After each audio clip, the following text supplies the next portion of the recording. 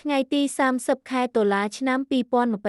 2025 ការវិភាគតារាងប្រចាំថ្ងៃរបស់យ៉ាវ សូចនាករយ៉ាវ ទិសឡើងជួបតំបន់គាំទ្រសំខាន់ សូចនាករយ៉ាវបានបើកនៅ 47,597 ខណៈដែលម៉ូបស្ថិតនៅ 47,549 ទាំងខ្សែនិងខេសបង្ហាញសញ្ញាឡើងបង្ហាញថាអារម្មណ៍ទីផ្សារនៅដំណាក់កាលដើមនៅតែវិជ្ជមានប្រសិនបើតម្លៃនៅលើអបតំបន់ប្រឆាំងដំបូងស្ថិតនៅម៉ោប 47,549 ខណៈដែលកម្រិតបន្ទាប់គឺខឺ1នៅជិត 47,775 ដែលអាចមានការទាញយកប្រាក់ចំណេញខ្លី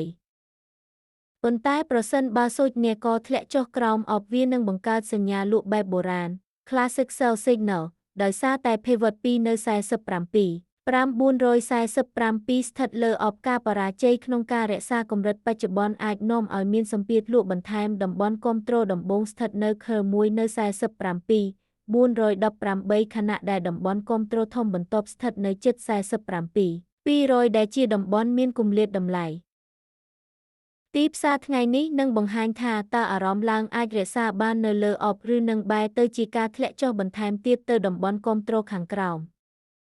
ស្បែកជំនួយការវិភាគនេះគឺសម្រាប់គោលបំណងផ្ដល់ព័ត៌មានតែប៉ុណ្ណោះ ហើយមិនត្រូវបានចាត់ទុកជាដំបូន្មានហិរញ្ញវត្ថុទេ